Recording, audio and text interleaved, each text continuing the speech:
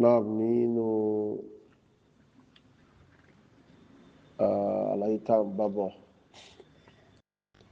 ọ̀nà ìrọ̀ nípa al-firarat pẹ̀lú tí ó bá ń wọ́n ojú rí Allah jalla subhanahu wa ta'ala àwọn kan tí yóò sá fún láyé ó pọ̀. So al-Imam Abu Ismail al-Ansari al-Harawi èyí tí al-Imam Ibn Qayyim al-Jawziyya tó ń ṣàtúpalẹ̀ àwọn ọ̀rọ̀ àwọn tó ń sọ nínú Manazil wọ́n ń ṣàtúpalẹ̀ rẹ̀ wọ́n dẹ̀ ń ṣe àtúnṣe èyí tí ò bá bá mu níbẹ̀ torí pé àwọn ọ̀rọ̀ tó mẹ́nu Manazil yẹn àwọn tó ṣàfihàn ara wọn sínú Sufiyya wọ́n á máa lo àwọn ọ̀rọ̀ yẹn pọ̀ láti gbé àwọn kankan wọnú ẹ̀sìn sí ìṣàrà ẹ̀. So ètò yẹ pé ìmáàmù yẹn náà àwọn náà máa ń lo àwọn mustalahat yẹn àbí istalahat ládẹ́ pé a máa ń lò ó bí kan ní azawq bí kan ní asama' bí kan ní alwajidu gba àwọn mustalahat yìí istalahatu Sufiyya àwọn Sufi la máa ń lò bọ́ká jẹ́ pé àníyàn àfọ́nímọ̀ Manazil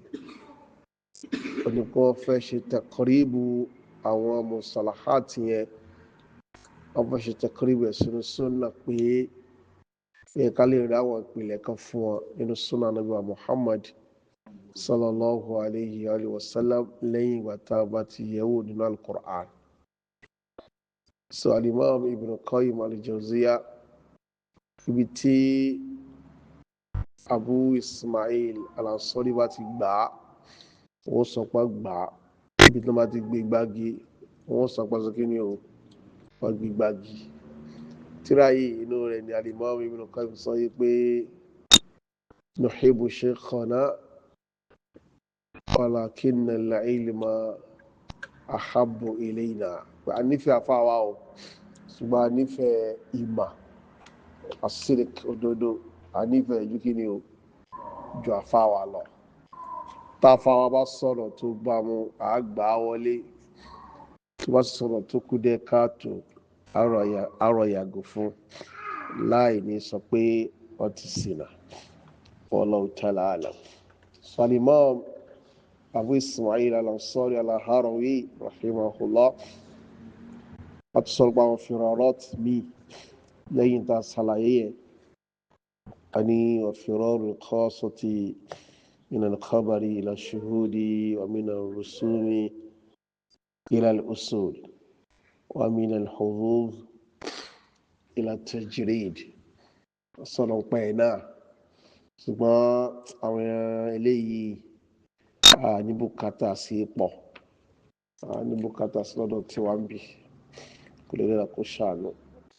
Al-Imam Ibn Qayyim ṣàlàyé wọ́n try láti ṣàlàyé ẹ̀ dáadáa ṣùgbọ́n àwọn ní bùkátà sí púpọ̀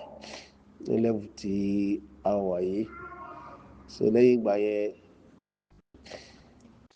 yẹn wọ́n sọ̀rọ̀ nípa wọ́n ní wa min manazili iyyaka na'budu wa iyyaka nasta'in wọ́n ní manzilatu riyada lọ àwọn mustalahati Sufiyya náà ní riyada wà táwọn fẹ́ tú riyada sí ìgbọ̀rọ̀ gidi àbí àtúpalẹ̀ pátápátá òun náà ni ìmọ̀ nàpá sókè ìmọ̀ nàpá sílẹ̀ ìmọ̀ tàpá ìmọ̀ bẹ́ẹ̀ ìmọ̀ fò wọ́n ní riyada sọ́tíyé wọ́n ní riyada táwọn Sufi tó bá sọ yìí pé àwọn fẹ́ lọ sí riyada tí Sufi bá sọ pé àwọn fẹ́ lọ sí riyada tí wọ́n ní ká fẹ́ lọ ṣàdíkìrì tó mú ìmọ̀ fọwọ́ lu àyà dání àbí máa pariwo sókè àbí máa bẹ́ tẹ́bàtí àwọn Sufi tó ṣàdíkìrì tó ń fò sókè tó ń bẹ tán fò sókè tó ń bẹ tán fò sókè ẹ ti mọ̀ yìí pé nǹkan ti wọ̀ wọ́n lára nù so yóò sínú sunnah Ànábì wa Muhammad sallallahu alaihi wa sallam kò síbi láti lè rí kò síbi láti lè rí irú ìṣesí yẹn nínú sunnah Ànábì wa Muhammad sallallahu alaihi wa sallam àti kiri káwá o tẹ̀síntẹ́ bá ti ń ṣe o kí a máa làágùn la ilaha illallah la ilaha illallah àmọ́ sẹ́gun àmọ́ fọwọ́ gbáyà pì ọ́ kò sí tó jọ so ṣùgbọ́n gbà tí Imam Abu Ismail Al-Ansari tó fẹ́ sọ̀rọ̀ parí ìyádọ́nù tíra tàwọn wọn ni hiya tamrini nafsi ala qabuli sidq àwọn gbé wọ́n ṣe tẹ̀kírìbẹ̀ wá sí sunna àwọn gbé kúrò lórí táwọn Sufi máa ń sọ sódì wọ́n fẹ́ kọ̀rọ̀bà rẹ̀ wọ́n fẹ́ wá ìtumọ̀ tó dáa fún inú sunna ó dẹ̀ wọlé ibi tán gbé sí yẹn wọlé torí Al-Imam Ibn Qayyim náà gbà wọlé bẹ́ẹ̀ tàbá kà ní sẹ́yìn náà rò pé wọlé so tí a bá sọ̀rọ̀ rí yàtọ̀ ibi tó yẹ ká gbé sí ni pé tamirinu nafs ala qabuli sidq ìmọ̀ tírénì ẹ̀mí tamirin ká tírénì ẹ̀mí àti tadrib bidal àti tamirin bimana wahid ká tírénì ẹ̀mí wa la fẹ́ tírénì kìí sáwọn oríkèéríkèé ara kò kan orí à ní láti máa lápá sókè máa fò sókè ẹ̀mí yẹn ni ká train ala qabuli sidq ala pé kó lè gba òdodo ibi tó bá ti rí òdodo ká train ẹ̀mí wa kó lè máa gba òdodo níbi tó bá ti rí òdodo wo là ń sọ òdodo Quran òdodo sunna òdodo Islam òdodo Quran sunna òdodo Islam jumlatan tó bá ti rí kó sọ kí ni o tó bá ti rí kò gbà á sọdìmọ́ bíbélì kọ́ ìwọ̀n wa tuntun sọ wọn ni hiya tamrini nafsi ala sidiki wal ikhlas àwọn ni hiya tamrinu nafsi ala sidiki wal ikhlas wọn ní náà ni ìmọ̀ tírénì ẹ̀mí lórí òdodo àti ikhlas kẹ́mi rẹ tó lè gba òdodo kẹ́mi rẹ tó lè ní ikhlas ìmọ̀ ṣe tó bá ń ṣe torí Allah ó láti tírénì ẹ̀ wá dẹ́ alisan rubama la yakunu mukhlisan sadiqan illa ba'da tamrinat ala nafs ọmọnìyàn ò lè jẹ́ al-mukhlis ẹ̀ tó ṣe nǹkan torí Allah ó ń fún ó ń ṣe ó ń lọ ó ń bọ̀ nítorí kí ni Allah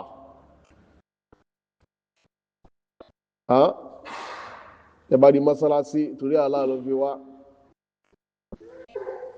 tẹni tó ń ka Qur'an torí Allah ni ó fáwọn èèyàn sàdákà torí Allah ni gbogbo nǹkan tó ṣe torí Allah ni ọlọ jihad lillah lọ ṣàbẹ̀wò aláìsàn lillah ẹ̀mí ò lè máa ṣàwọn nǹkan yẹn illa ba'da tamrin ìlà ó tún ẹ̀mí ẹ̀ ó tún ẹ̀mí rẹ̀ ala sidiki wal ikhlas ala sidiki wal ikhlas Al-Imam Ibn Qayyim táwọn gbèsè nìyẹn wọn ni wọ́n qala sahibul manazil wọ́n tẹ̀síwájú wọn ni àfọwọ́ni manazil sọ pé hiya tamrinu nafsi ala qabuli sidq gbọ́dọ̀ ni mo tírẹ́nì ẹ̀mí lórí ìmọ̀ gba òdodo níbi wàlúkú sàlà níbi tẹ́mi bá ti rí òdodo wọ́n ní wàhádà yuradu bihi amran, wọ́n ní táàfà sọ yẹn nǹkan méjì ni wọ́n gbà lérò pẹ̀lú ẹ̀. tẹ̀mùrínú hàlà qabulu sirk, wọn náà ní tírénì ẹ̀mí lórí kó lè máa gba òdodo idha aradahu alayha, nígbà tí òdodo bá kárí ẹ̀mí lọ síbi òdodo fi aqwali, níbi ọ̀rọ̀ ẹnu ẹni tó ní ẹ̀mí yẹ wa af'ali, níbi ìṣe rẹ̀ wa iradatihi àti àwọn èròǹgbà rẹ̀. fa idha arada alayha sidqu qabilatu, tó dodo bá ti wá bá ẹ̀mí yẹ qabilatuhu, ẹ̀mí yẹ sì máa gba òdodo. wa anqadat lahu, ẹ̀mí yẹn yóò ṣe tán láti dúró ti òdodo. wa az'anat lahu, ẹ̀mí yẹn yóò sì dúró sí az'anat, yóò gbà pátápátá, yóò dúró sí fún òdodo yẹn. ìyẹn jálá kọ̀ọ̀kan. ọ̀sánì ìkẹlẹ́ kejì qabulul haqq, ìmọ̀ gba òdodo mimman aradahu alayhi, látọ̀dọ̀ gbogbo ẹni tó bá ti sọ, tó bá ti mú wá fún yàn ká sì gbà lọ́wọ́ ẹ̀. qala Allahu ta'ala, Olúwa wa ní walladhi jaa bis-sidq, ẹ̀rẹ́ ni tó wá pẹ̀lú òdodo wa saddaqa bihi,